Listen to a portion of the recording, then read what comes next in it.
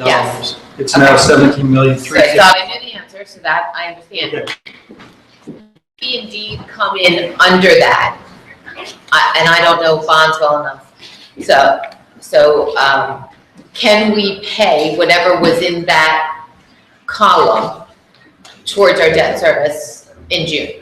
So a simpler way for me to explain it is, if I say I'm gonna spend $20,000 on my mortgage in 2015, but I don't pay, because I don't know what expenses I'm gonna have, and I get to December, and I've got $3,000 left in that account, I can just pay that $3,000 towards my mortgage and it helps me in the future. Does it work the same way for us?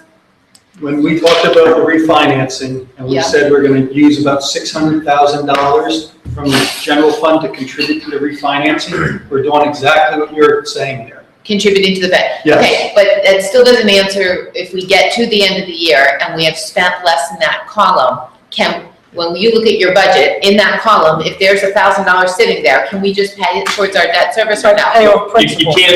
You can't do it like, right, you can't January 1st or December July 1st. 31st. You can't do it then. Yeah, well, You have to attach it to a transaction that's callable. Okay, Remember, so you can't do that.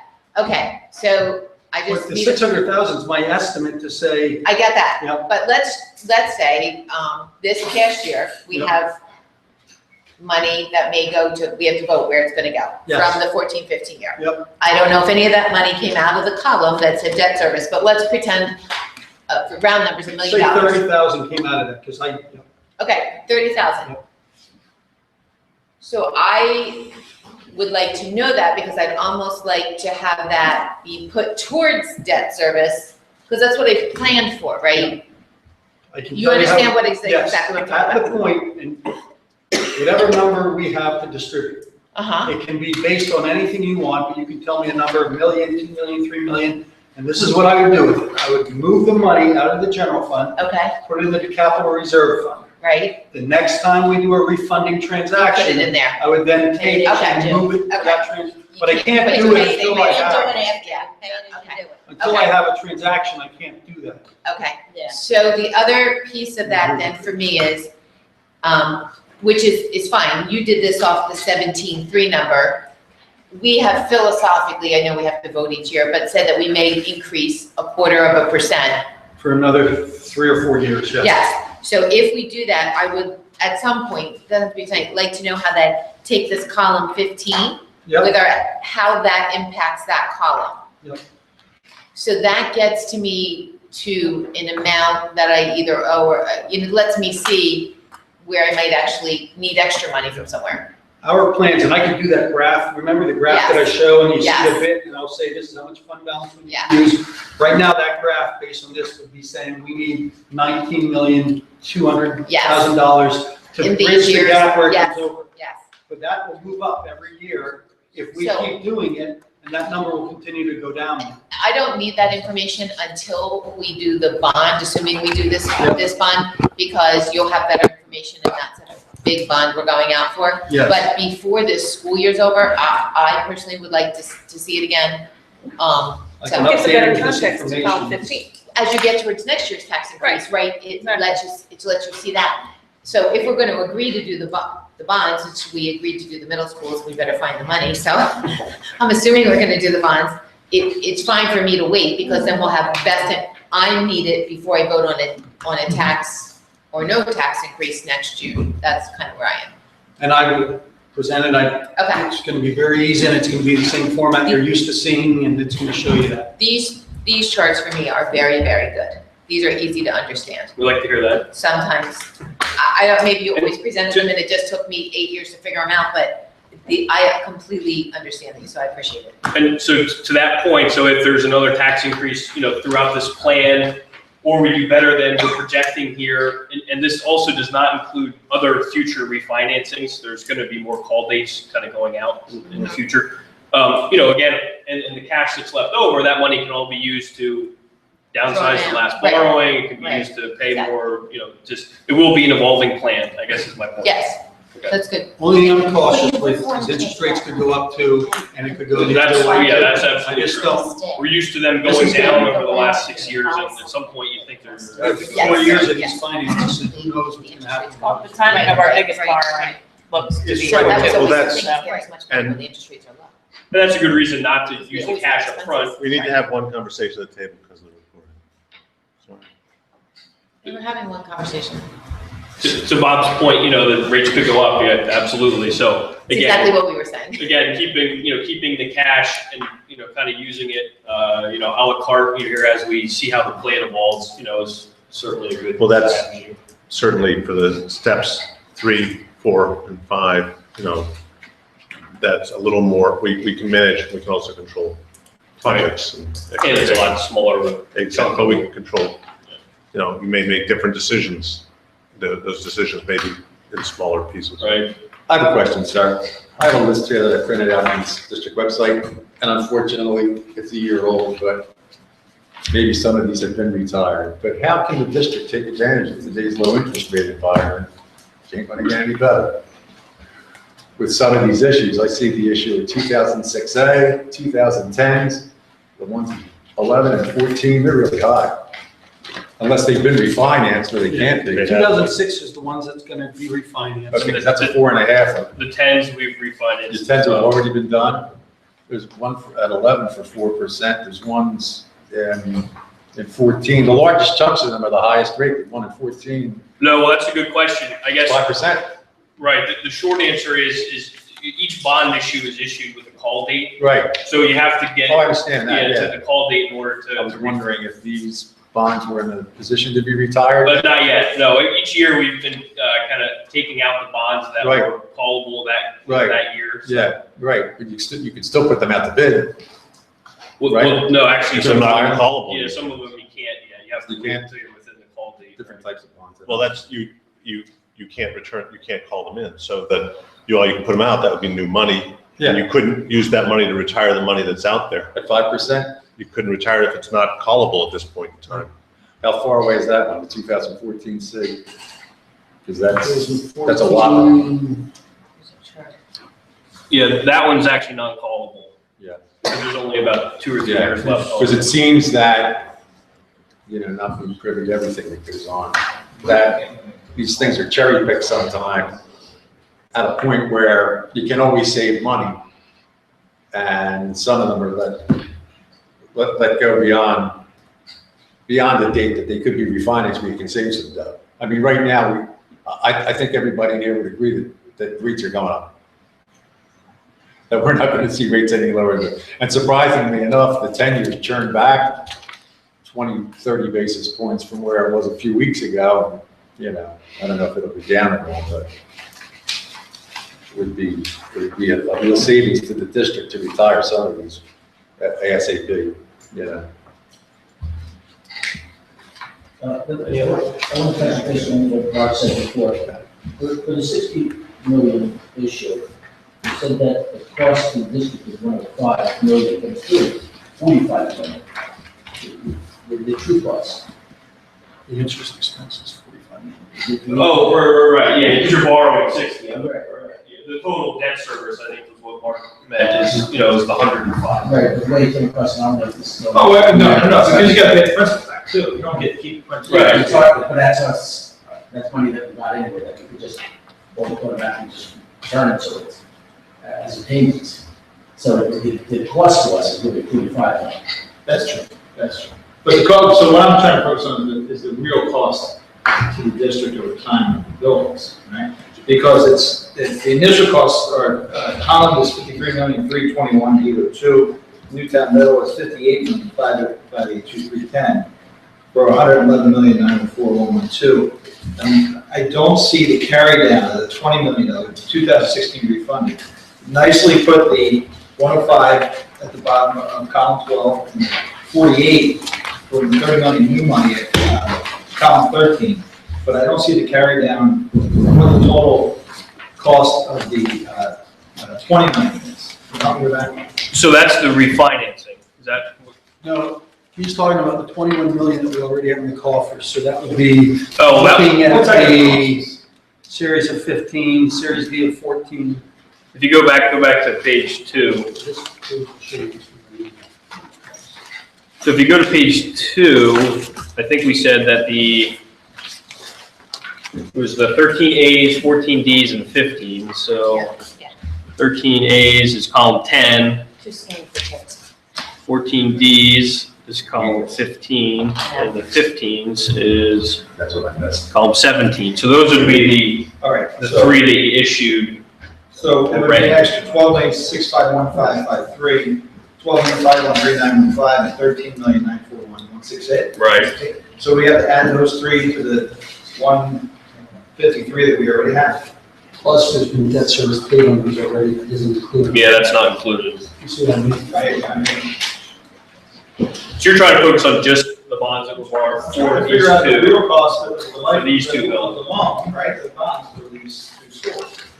Well, I mean, It's, look, it's So- shocking enough to say, we're gonna spend 111,000. Well, 111 million, that's what I'm saying, 111 million you added on two schools, but now we're adding 42, 60. Well, the one only has 2 million towards this, so a lot of their 8 million of the proceeds is used for a different project. yeah, the 13As, looks like So the real cost is 200. about 108 million for that. I didn't add the numbers up, but it,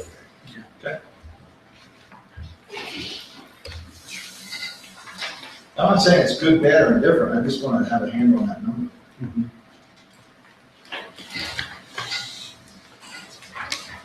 so the rest of the handout is just draw schedules that are back up to the one that we summarized. So we don't really need to talk about those. But, So we have to spend the money that we borrow within an X amount of time, right? right, Within 3 years, is it 3 years? yeah, reasonable Because I have expectation. the urge thinking, you know, that if rates are the lowest they possibly are right now, but you can't really work like that. You can't take it all now. No, we can't. Well, the other piece that you have to remember is when you borrow 60 You million, have to start paying you back. have to start paying it back. And that's right out away. of his schedule. And if you're not gonna spend it right away, 'cause Right. if you go look at that draw schedule, there's a cost to that. You're Right, paying- there's a cost to You're paying that. for and you're only earning. Just so you'd hate it to go up significantly I know, yeah, and I then know. have the other end of the project cost us more money.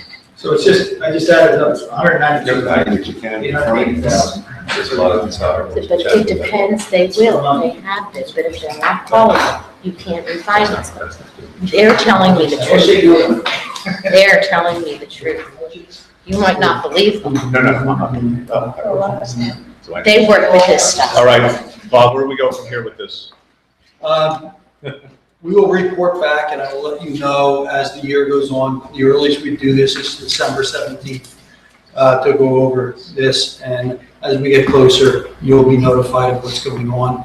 We're preparing the OS, we're doing whatever else, and as we get closer, if interest rates are going up, you'll hear that also. So you'll just hear things from me I'll update you guys.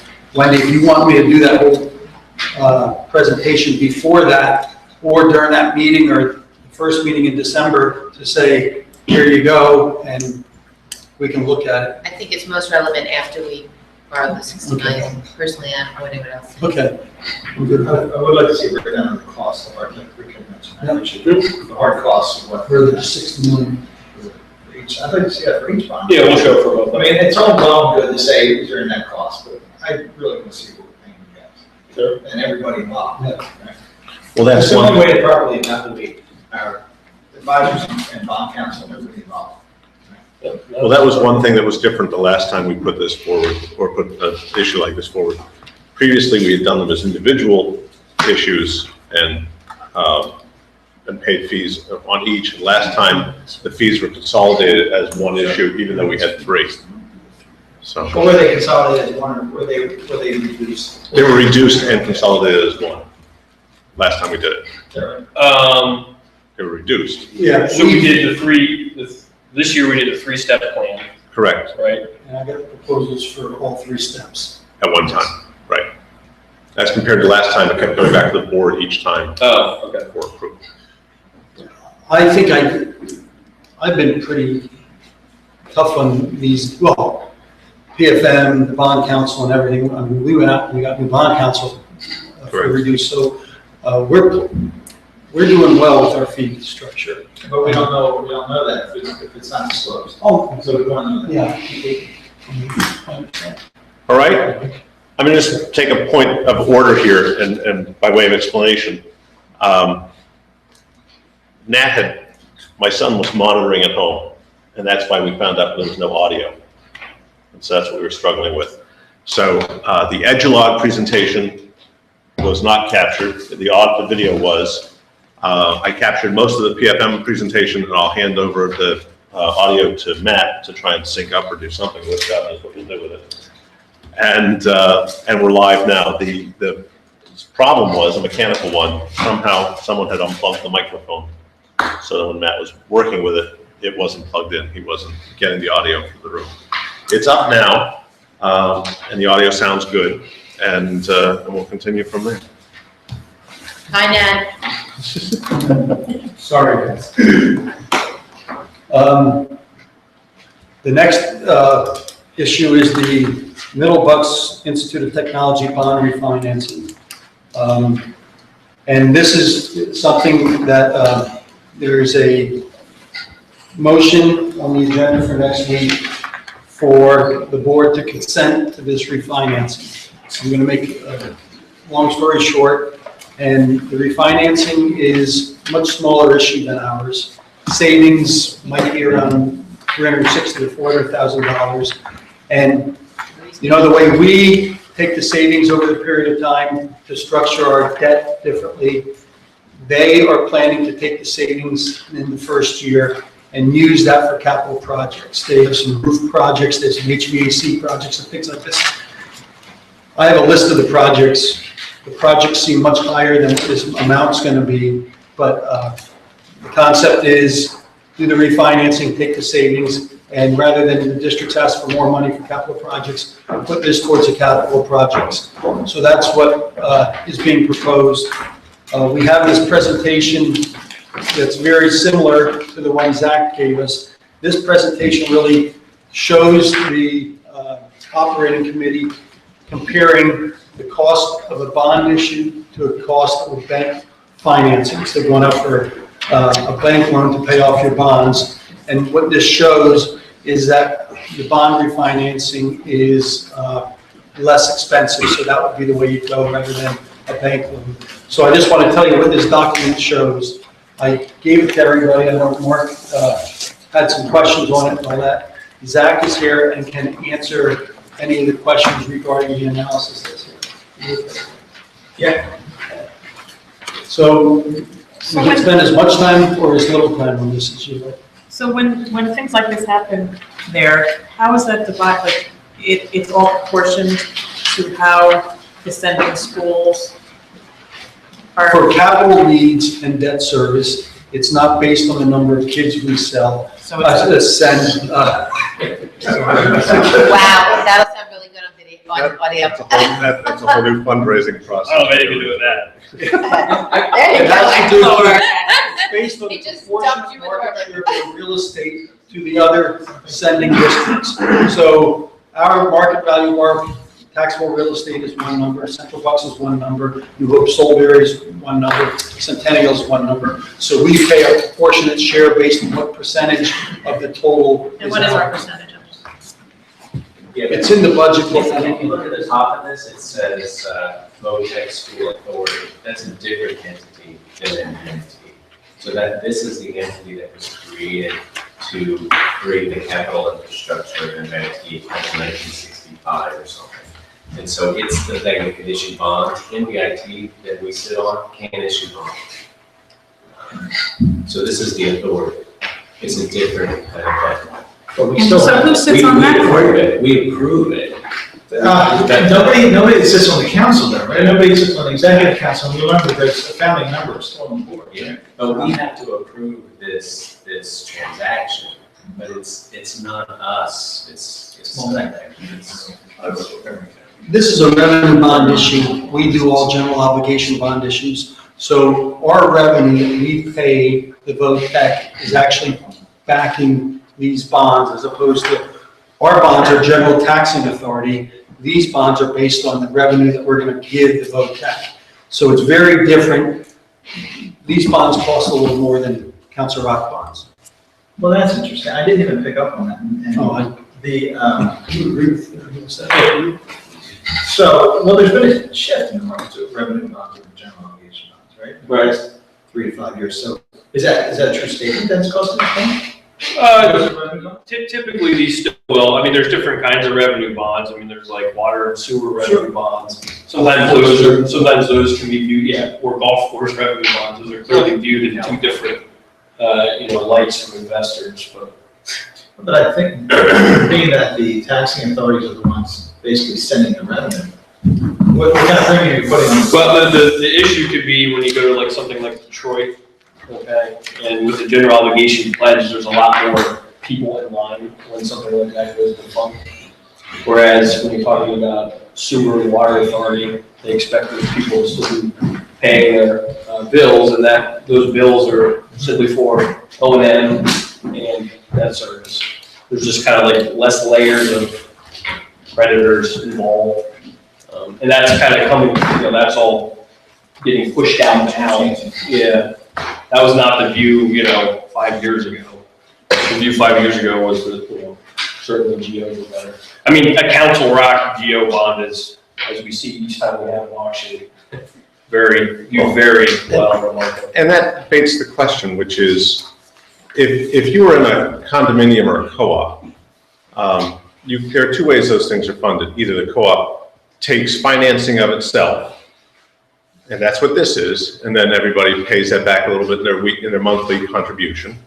Or they come in and they give you an assessment, and they say to each co-op owner, you have to pay $10,000 this year. We don't care where you get the money, you have to pay $10,000, and you get the financing yourself, however you need to do that. So my question is to you, when you say that Council Rock we got a great rate, Right. why wouldn't, and it's not to you, I guess, it's to the MBIT board, and you fellows represent us there. Why would the board not consider saying simply, you know what, we're going to retire this debt as an assessment on each of the contributing members. You go out and get the money because you get great rates, all government entities, you all guarantee it with your ability to tax, and save the taxpayers money by letting us get a better rate for this. Yeah, we'll finance it, we'll pay that debt back over some period of time, or to Wendy's point, we'll use fund balance to pay it. But why wouldn't MBIT look at doing that a little more creatively than bonding us again to continue to pay this long-term debt at a higher rate than we could borrow? I will tell you that, and this was up at Pembridge, I believe, and this is a whole different atmosphere, but at Pembridge, we just had a $110 million capital project for the high school and everything. We were up against our borrowing limit, and for us to have anything to do, we weren't going to use our borrowing to help the road tech. There's all kinds of local issues like that. I can't tell you our districts are that way, but there are local issues that may limit someone's, we could do it and it would be a proper thing, but to say every school district would be able to do that would be. And Robert, my question is, did MBIT consider it and have we expressed as a board or as our representatives on that board, our opinion of the better way of doing it to save our taxpayers money? No discussion. No discussion. So I think these bonds came up for, you're out already, right? And so the question is, how do we save money on them? We're like any other entity saying, well, we should refinance our bonds and watch in the market. Though, we have very few bonds outstanding, there's not a lot, it's not like there's all these issues. I agree. So, but, in principle, your approach is fine. So why wouldn't we approach that as the way to go? Because certainly, I look at the contributors, let's go through who the contributing districts are. Well, let me just go ahead and say, like Council Rock, we got a lot on our plate with respect to roofs, right? There's more in our future for costs than we have bonds to pay for. So this is helping us a little bit. Yes. But we have more to do. Who us? MBIT. So your comment about what next, it's relevant, because we will have to raise that money somehow. It wouldn't be through bonds or going around the districts. So I guess my point is that It's interesting because I'm sure it's probably not appropriate, or probably maybe not even legal. You know, we could lend the money to MBIT and collecting interest on it over that period of time. I mean, if that's legal, that's theoretically could. Tax it. We need to check with the lawyer. No, I'm just saying. And we have counsel who can now advise us on that. I mean, really, theoretically, you could do that. But I think this would be the time to make that discussion, because as you say, if there's more financing come up, that financing is not gonna come up, they're not gonna be cheaper than we can borrow. But then So- that's new borrowing. But nonetheless. No, I it's- understand, it's- I'm just saying that it's, I say, to your point, Denise, I say, let's get this on the table now, when it becomes a very easy closed-loop discussion around refinancing and saving money, and we can make it demonstrable. Because once we get it on the table and get it as an avenue that we can continue with, then it's a tool, it's an arrow in our quiver when we come to larger money. Well, would you suggest then that you, obviously, we do a portion, Central Bucks does a portion, New York does a portion, everybody. It would, it's just like that co-op with an assessment. There would be an assessment on each district. no, wait, can you just go back to the how you actually run? I'm confused. So this area vocational school authority, they're the ones that are controlling, like, are, The bonds are in their name.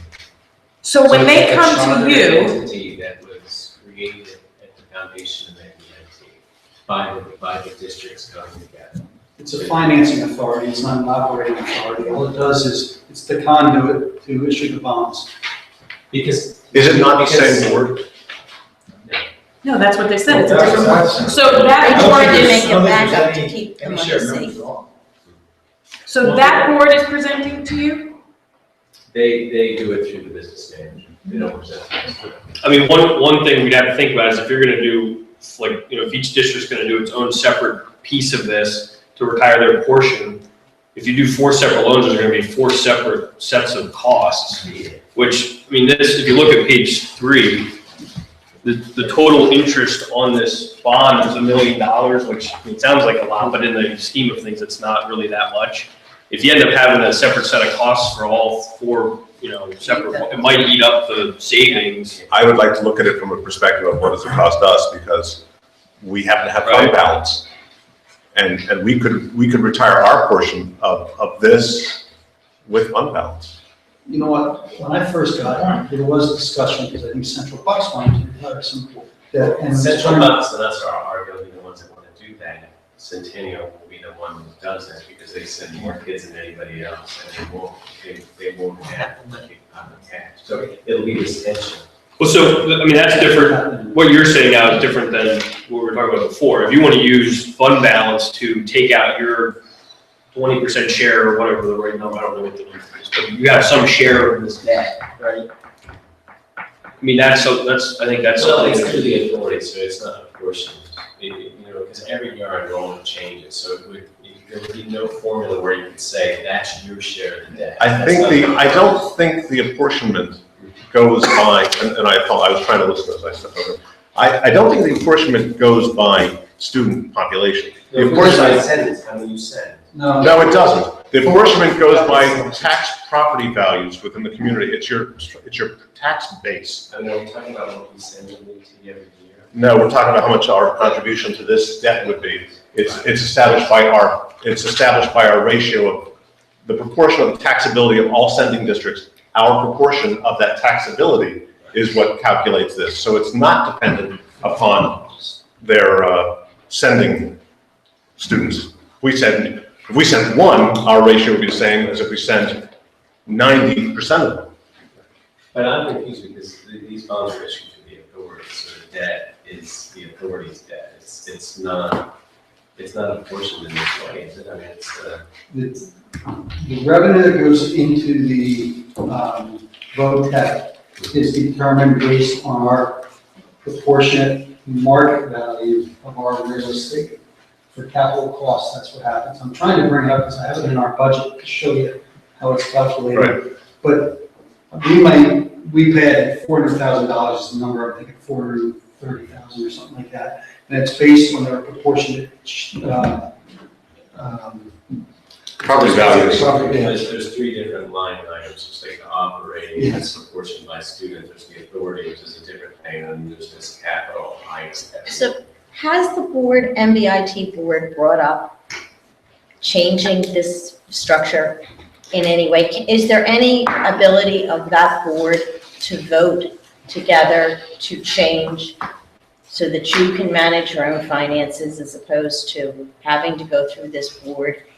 Because what I see as a group of 4 districts working together to support a program for poor kids, you know, for the kids from the 4 districts, I see the administrators who are trying to put the roof on the building and take care of the blacktop in the driveway and all of that, trying to borrow money and having to like deal with 4 different districts that might, that would just be terrible. That's why you have the authority, to Zach's point, that it takes that off the table, that's how you, nobody pays as they go, right? We're borrowing money to these Right. projects. So if you want to borrow money, you, in this kind of setting, I think you have to have an authority to do it. This, I mean, not that it's good or bad, but this is the very traditional way most of these are set up. If you don't want to borrow money, then we can do it a different way.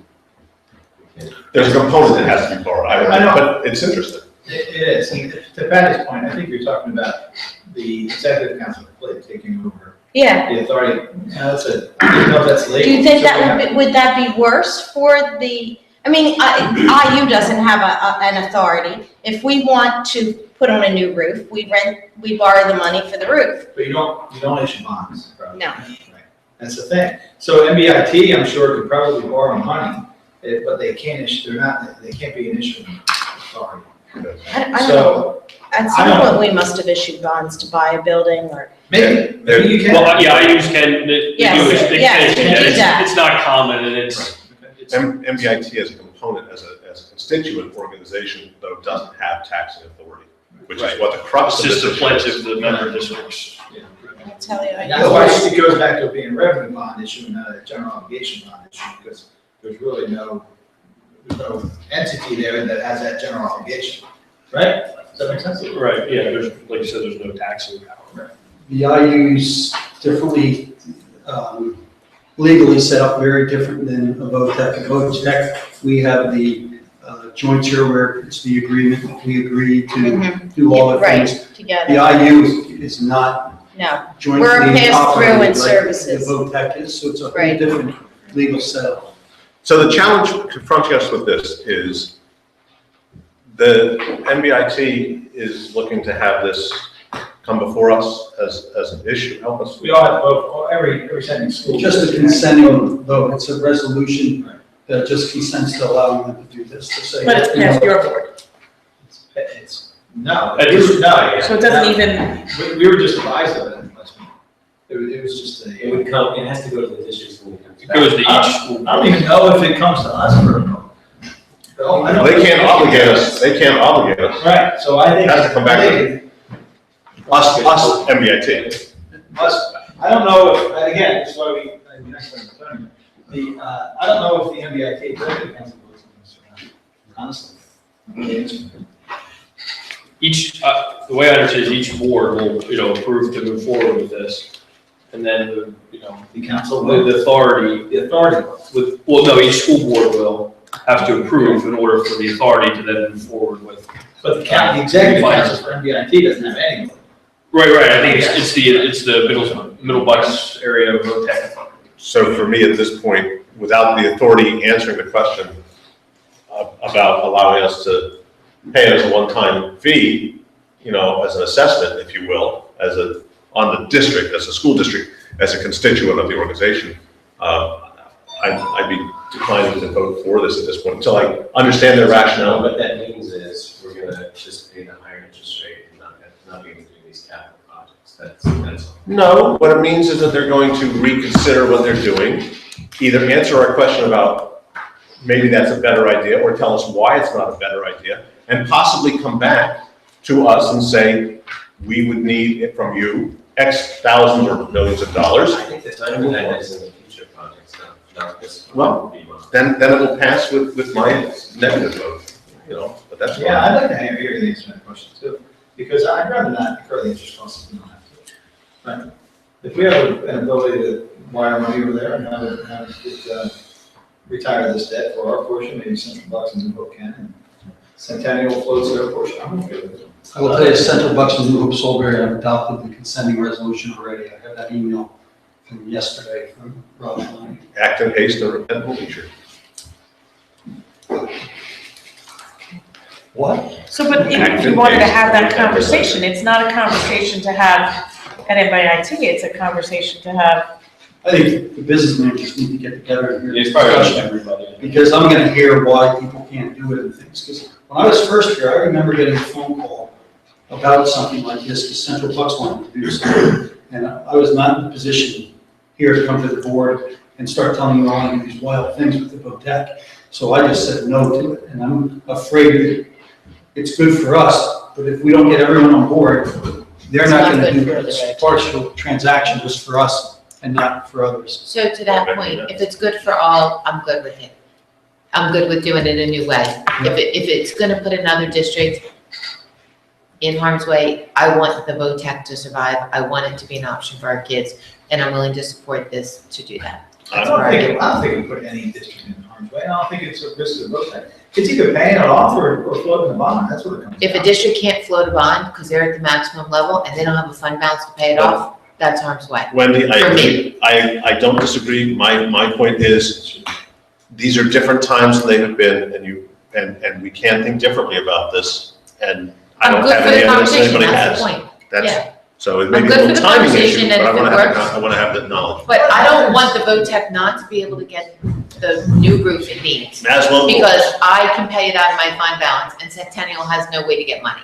Well, if the authority could get money, can't the authority just get the money for Authority can Centennial? also be a bank loan. Well, And that's part of what. but the that's discussion more is here. expensive at the end of the day.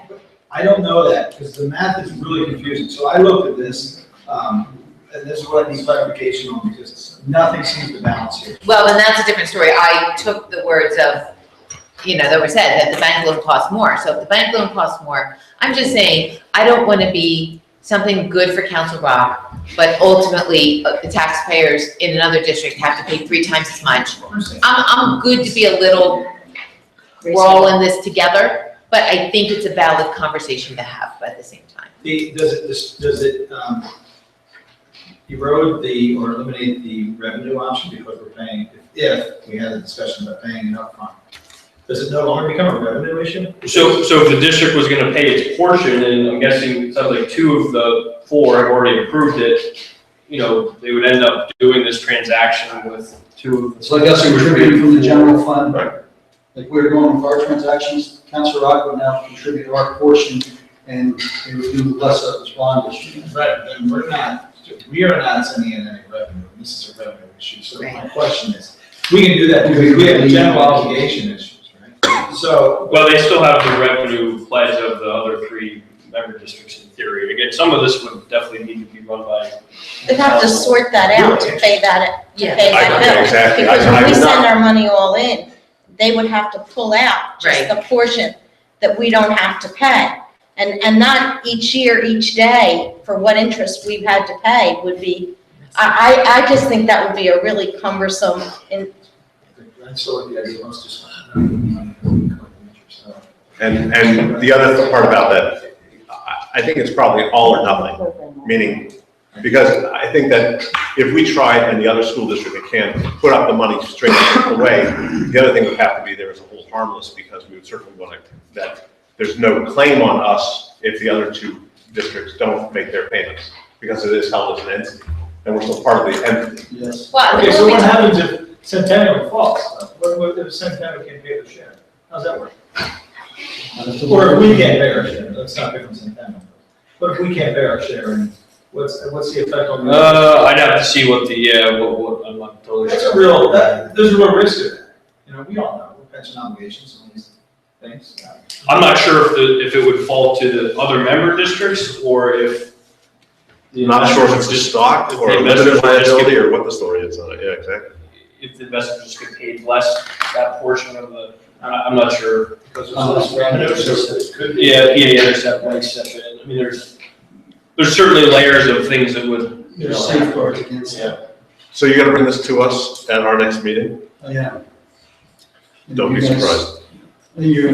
Are we gonna be able to get maybe a quick answer about what the thought is about each district being able to fund this their own way? I kind of agree with Bill. I mean, these are great ideas, but they're looking to do this right now. People have already passed it.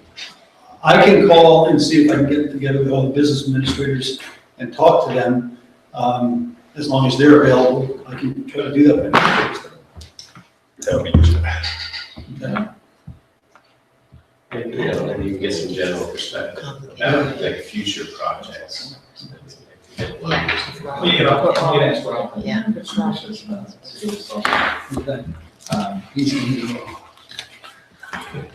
As it is, he tried to do this when I first got here, and I was just totally out. Maybe we can ask somebody else to do it. If it needs some bond expertise. then we can- I don't know, guys. I'm starting to feel like it, they have some immediate needs, correct? They need this money. I'd like it to explore, but it sounds like it needs more than a week's exploration. And I don't know if I'm gonna have to say I'm gonna mull it over. I don't really know if I wanna hold up their project. I'd like it explored, but I don't think all my questions can be answered in a week. And before you sit around spending a week trying to get answers real quick so we can vote, I'm just trying to give you a We'll go to an realistic. attorney, and he sits with us and says, this is how you'd have to do this. And Yeah. It'll We be don't the know. business manager saying, yeah, I like the concept, I don't like the concept. Or just, no way can I do that. And I know New Hope has a new business manager there, and I know what I was like when I first got there. Well, the cost is about, the interest cost seems to be $250,000 over 8 years. For the whole Per thing, your portion? per district? Per district. Yeah, that'd be a quarter of it, yeah. So it's $30,000 a year for interest. You know. I mean, It's an interesting question. I think we've raised it, I've raised it before, and it was put off to a future, so this is the future. Bob, you know what you're gonna do, you'll let us know what you hear. Can I ask a You question? said you had more questions? I do. So I like the idea that it was brought, what if we just did a bank loan? It's been more popular with municipalities, I know lately, as banks are getting more interested in space. But here's the thing, so when I took apart the pages and I was looking at the total interest of the bank loan, using your assumed rate of 2.25% for the life loan, right, because it doesn't change the rest of the bond issue. Right. The total interest is $514,000. Your total, the bond, let's say, total interest is $594,000. So there's a $78,000 difference there, yet we still say it saves $60,000. What page are you on there? So I'm looking at page 5 and page 10. So He's just trying to bring the public up to. Mark, in addition to that, there are cost savings with regard to the fees. there actually seems to be more cost. I'm sorry. Well, I know that the fees are definitely different. I'm trying to look here. So it looks like the interest, like you said, the interest is 514. The project fund, or the savings, or the fund deposit, so to speak, is 313,000 on the bank loan. So that's that like shaded part of the bank loan page. So you're gonna refinance this with a bank loan. At the end of the day, you're gonna get 313,000 back for the projects. On the bond issue side, you're gonna refinance it with the bond issue. Looks like you're gonna pay more interest associated with the bond issue. There is, if you go to, it's not on page 11, there's premium bonds I understand. associated with. The original issue premium? Right, so at the end of the day, on that one, it looks like you're gonna get $371,000 of additional savings or for projects. So it looks like the interest cost is less on the bank loan, right? The interest cost is more on the bond issue. But in return, I know we've discussed this before, but sometimes investors pay premium for bonds. That means they're gonna pay more than 100 cents on the dollar. When you do a bank loan, the banks are less sophisticated than investors. They're just gonna what's called par bonds, so they're gonna issue at 2.25%.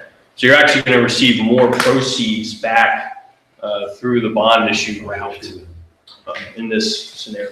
And I did try to calculate that too, and I was just running, and nothing seemed to balance. I had a difference here of 15766 Right. with the fees, and then I had a difference of 78,000 in another section, and a difference of 74. So Zach, I kind of feel like we need a vote absent the other issues we discussed. Right. I almost need to see this on a spreadsheet side by side, so I can understand it better. And I really did spend some time with this, and I couldn't get it to balance. The other question I had is, what's the representative, I mean, I don't have anybody I can go out to say, and I don't know if it's appropriate to say, you know, what's the loan rate for something like this, but, did you get a representative? Yeah, no, I believe this is a real quote.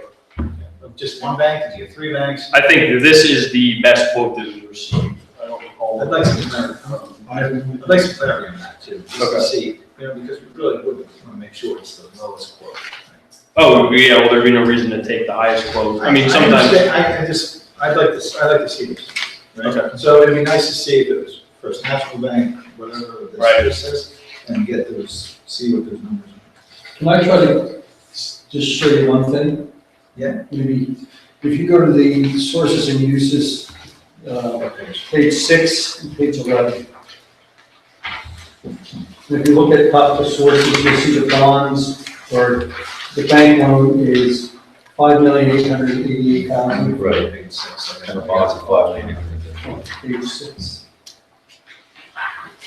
Okay, page 6 and page 11. So you see that's $5,888,000. And Yes. that ties into the principal amount of the borrowing. And then if you go to page 11, and you'll see 2 things there. There's one is the bonds, and then one is the original issue premium of $183,000. Yes. You see that on the left? So if you go back here, you'll see the principal is $5,810,000 Back here where? on page 10. Okay. You see that, and then you see the top there?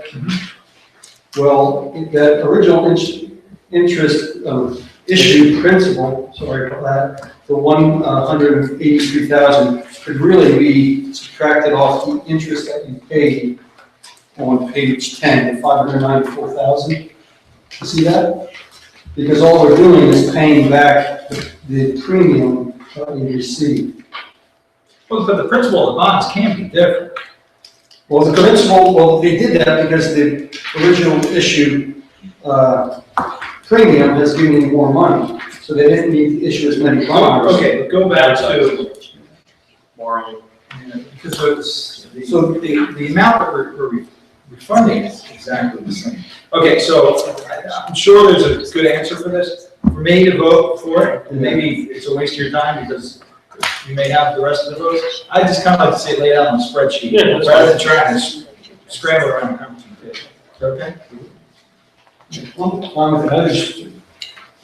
In my simple mind, I would take the 183 and subtract that from the 594, and that's really your interest expense, because all you're doing is paying the bondholders back their premium that they paid at the original issue. So that would bring the interest expense lower than the bank interest expense. Okay.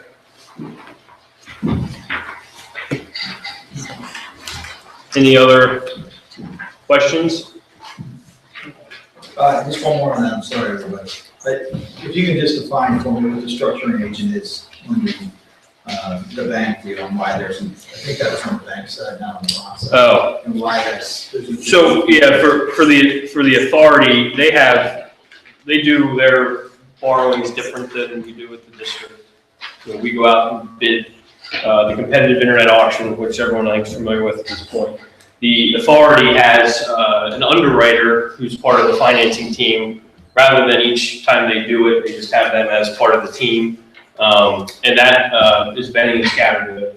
Okay, so that fee, the structuring agent, as you know, they're basically like split duties on the bank loan refinancing. On the bond issue, they get paid, you know, via the bond discount, similar to our auctions. On the bank loan, it would be, you know, their fee for being part of the team, and, you know, kind of the other set of eyes on the deal. That's the underwriter. So it's a negotiated issue, and they're underwriting those bonds. Right. It's different than, We used to do those when I first came to the board. That was the practice. We saved a tremendous amount of money going to competitive bid. yeah, we do real well. And so I asked the question of what's the relationship between that organization and the leadership and authority decision makers? What's the relationship there? I don't know the answer to that question. Can we find out? Do they have? Well, who chose it? Is it the authority who said this is who you're gonna use? Yeah, the authorities, historically. So I'd like to know how the authority chose the organization they chose, and what the relationship is at a board level or at any other level, how and why.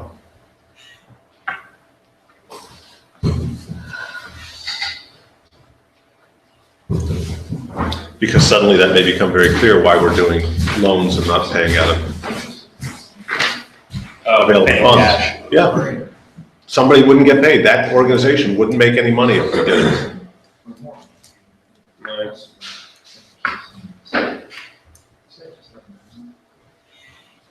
All right, you have marching order. Mr. Bilek, you have anything else you want to go over on that one? Okay, we'll get back to you on some of those. Thanks. Thanks, everybody. I know this is really why everyone came for this last one, which is the new board policy on the capital asset. My feedback is I love the new spreadsheets, the way they go. Oh, thank you.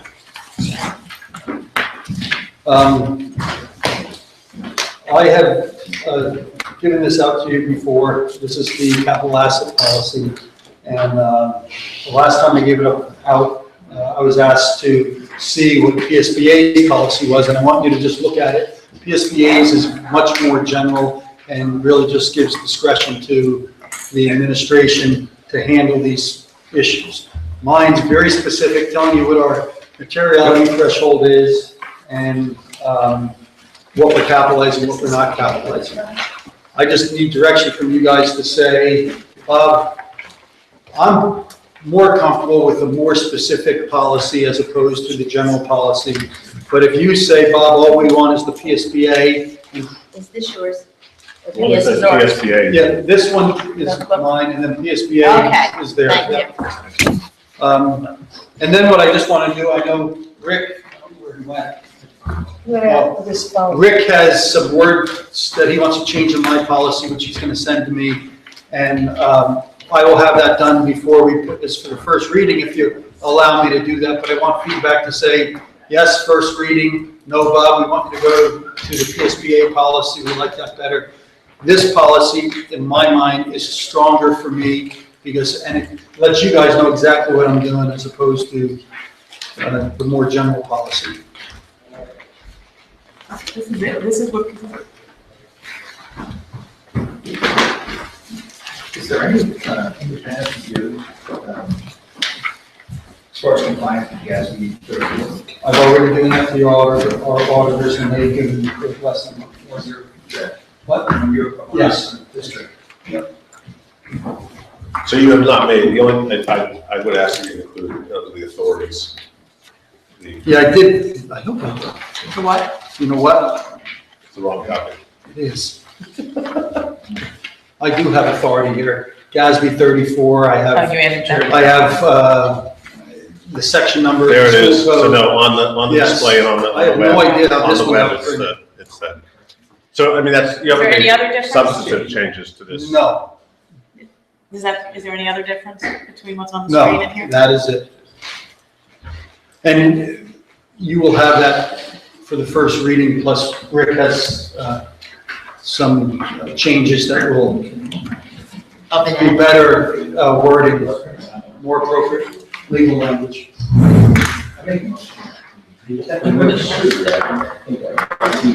Well, my opinion would be if you're more comfortable being more specific, I'm more comfortable being more specific. I don't need it to be specific today because I trust you, but I think long-term health of the board, the more specific it is, the more consistent it is, not that you would ever leave us. But for long-term purposes, I think it's better. I'll read it in more detail. I apologize, you probably sent this out before and I didn't to read it all. So. No, I just wanted to say, where do you want to go with The this? general philosophy, if that's what you're Yes, asking that's tonight, that's where I stand. It won't be on next board meeting then, it will be on the next board meeting or after the first October. reading, so that you guys, after Rick has given his. Have you done anything different with this policy that we're going to change to it? This is going to give me specific, if you remember, I'm going out for an RFP for appraisal services, and this is going to allow the appraiser to not put numbers to everything that's sitting around here. It's going to save us a lot of money without. Well, it's having not to that it's not going to, it's it's not going to not allow. Right now, he doesn't have a defined limit of materiality. So when it comes time to standing for audit, the audit has no basis to say at what level do you do your asset assessment. This will establish for him and for the board what level of investigation are they to do against our assets. And this will establish that, and he can be held to that by our auditors. What are we capitalizing Have as you cost? crushed the numbers? Was that arbitrary or? No, not arbitrary at all.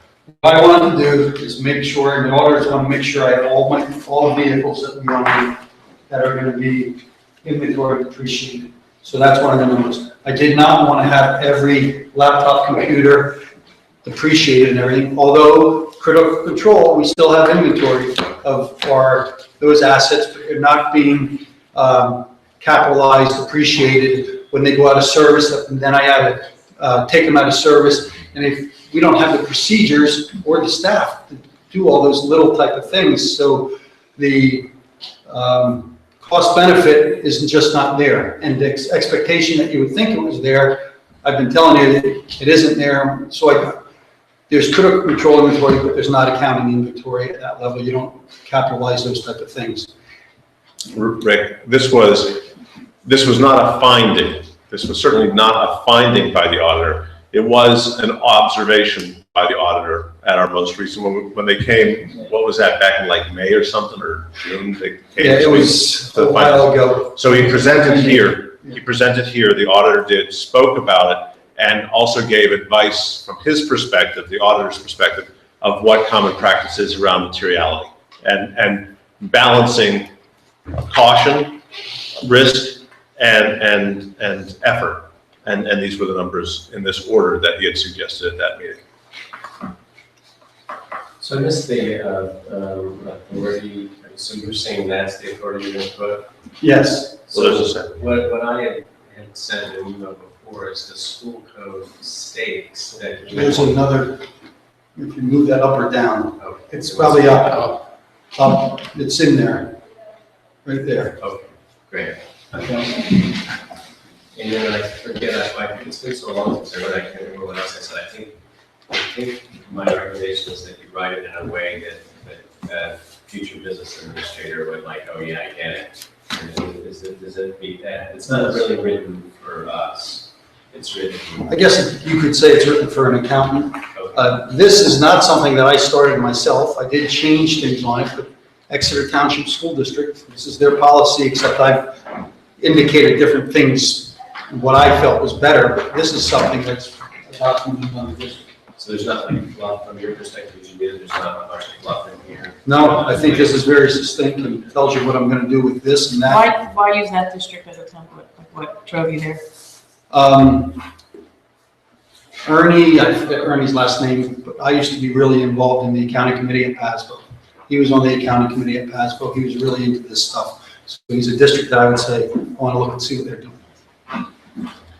Only thing I would give you, and I don't think anything here, just balance it out between what's here and what's in the admin regs. So that, those things, that this should give direction.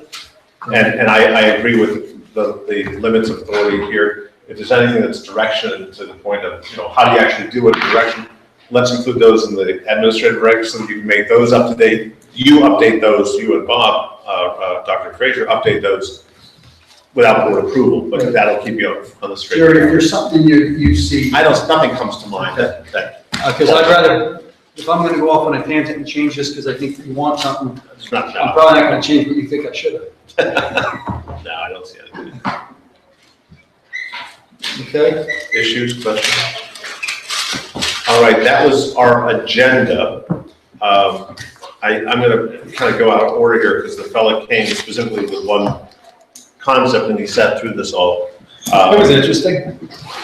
What doesn't kill you makes you stronger. Introduce yourself again, and you had some specific topic. I'm a public, I'm a neighbor of Patty's, know one another for a long time. And I follow the meetings and I've never been to one. I've lived up here for 37 years, so here I am. The Pope sent me.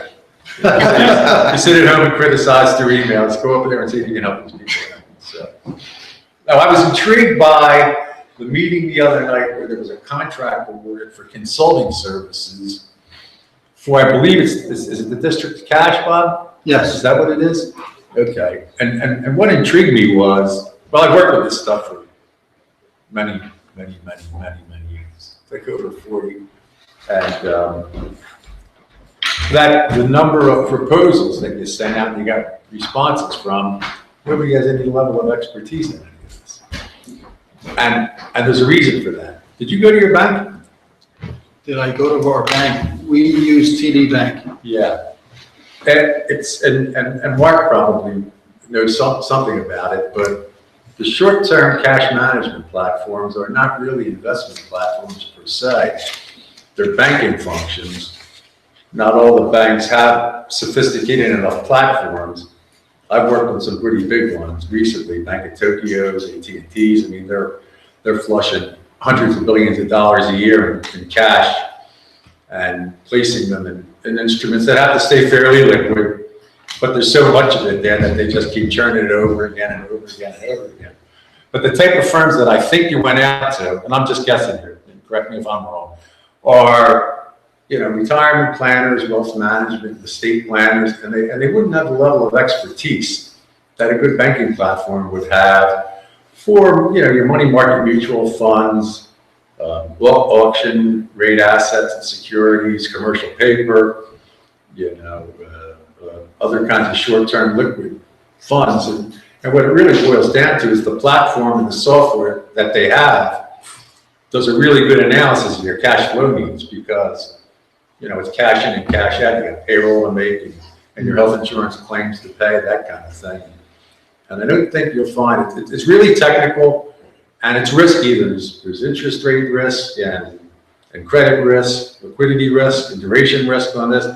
They've even stretched it out to some of these ultra short bond funds that they've invested in. But bottom line is, it's your banks that, the two that I found that worked really, really, really well were Citi and Wells Fargo. And I don't have an accent. And I don't disagree. I'm not so well versed to disagree. Some of the things that create limitations for us is our investment locations are extremely constrained in terms of what you can invest in for safety and security. You can well imagine. The second thing was we've experienced in the past year, we have banks that just didn't want to deal with us anymore because the collateralization, all those things that come, you have to collateralize ours at 102 or 104%. 102%. 102% of our holdings have to be, you have to collateralize to 102% of what we hold. So a lot of banks, some of the ones smaller local, they were no longer interested in participating in this. Yeah, and Mark would know. I'm sure you've talked to these. So I'll give you the background, sir. So I was really the one who spearheaded this, and the reason is that we had most of our money with one firm. I had some concerns about the insurance coverages of having all the money with one firm, and most of the money with one firm initially. As I dug into it more, I had some concerns about the fees that we were paying versus the interest that we were receiving. What my thought was, and we didn't hire a traditional wealth manager, or we didn't RFP for traditional wealth managers or retirement planners or what have you. We looked for consultants. So folks that had experience in the retirement plan space or a pension space, some short-term cash management space, and someone who can act as an intermediary between the Council X school district and the placement of the funds that I'll call money managers. Because what we were relying on was looking at Bob and Gail, saying, why is the money here? And I think that's an uncomfortable position for him, and it really, in my opinion, doesn't help us with our fiduciary responsibility as a district. So for the small amount that we're paying, $25,000 a year. To bring this expert in and say, first of all, because what we uncovered, just to back it up, when we first asked the major holder of the funds as much as $160 million, when I read the annual report, it looked like all they had was SIPC coverage, $500,000. We had $160 million with them. Right. After subsequent conversations, they said, well, we have it at the U.S. Bank, and we have $20 million in coverage. Still not enough, right? Knowing that these are short-term instruments, most of them are guaranteed by the U.S. government, CDs and things like that. There's not a lot of risk involved, but we all lived through 2008, 2009. pays the fall. So we didn't want to I didn't want to put the school at risk. Yeah. Or unnecessary risk, I should say. And so we really wanted to just bring in the intermediary. We had 6 very qualified firms that got it and understood what we were looking for and came in as consultants. Some of them said, we're going to charge you X basis points on the fees. We kind of discounted them right away. We were looking for, we want to be able to know exactly what we're paying you and what we're receiving for that. And we narrowed it down to 2. We interviewed both, visited one at the home office, and that's how we made the decision. So it's really about protection for the district. Yeah, but where interest rates are right now, you know, there's not a lot of spread in any of this stuff anyhow. But as they go up, you can make some money on the money that you're taking. Yeah, just to give you, these are loose numbers in my brain. If we look at about this time last year, probably, I think we paid about $110,000 in fees and we received about 27. I was just going to say, the fees for interest, I think they gave. Right. Yeah. So that to me is unacceptable. So my thought was we could probably bring an intermediary in, cover that cost of that, and probably get some better return with the protection. For But it's also the placement of these things and how they're viewed and how they react to certain markets. And you brought up the financial crisis. Of all the assets that there were problems, liquidity issues with, it was the short-term market.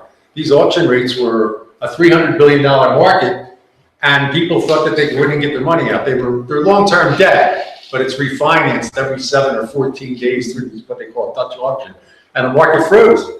And people thought they could have this money to pay It turned out to be the best instruments out there in the street, right? Yeah. They couldn't get their money back. And so, mindful of the different things that you're limited to do in a short-term cash account and what can happen to them, I was just surprised that the firms that you went to, if I only listened to the meeting, wasn't involved in all the, dotting I's and crossing T's, that the firms you went to all came back with no expertise in this at all. And I think we're cutting edge here, and I think it's a necessary thing. I think you're going to see more school districts if they're smart doing it. Yeah. Because again, you've got business managers and lay people. I understand. Making these decisions for hundreds of millions of dollars. Yeah. And there really isn't a potential for risk. The flip side of that, the irony of it is, it could bite me in the tuchus because your fiduciary responsibility requires you to do due diligence. Somebody would say, well, what would you hire a firm for? They don't have any expertise in any of this. Instead of going to the bank that's got a platform that can plug in your cash flow requirements and come up and say, this is how we can move this around and move that around, trade this and trade that, without a lot of fees. My argument started out would be banks fail to. Yeah. So I don't want to be the one, I don't want Bob to be the one making the decision about that, because we saw banks, I worked for a bank that failed. They're not gold. Well, you're talking about $160 million, it's, you're not going to get that. You purchase your investments with an investment or an asset manager, and your insurance through an insurance company. And this is a banking function. It's not an investment function. So, But as an alternative to what you're doing, if you're using them as pure consulting, I suggest they look at one of these banks that have these platforms. They may end up. And see what they, And, okay. The only other comment I made was a recent meeting that you had, a discussion about sending them your pension funds. And you probably saved yourself a bundle because they had taken it and lost 20% of it with some of the stuff that goes on up in Harrisburg. They've been involved with trying to convince them about certain things. And it's amazing what's happened over the span of 30 or 40 years, how ultra super conservative was, and some of the insane stuff that goes on, and the patronage that the people involved that handle this stuff. It's amazing stuff. So. Well, thank you. Thank you. We appreciate you coming. It was fun. Other public comment at this point? No, Nancy? Other board comment? Final word? Bob, thank you. Again, my apologies for the unplugged microphone, and this will be on the web shortly.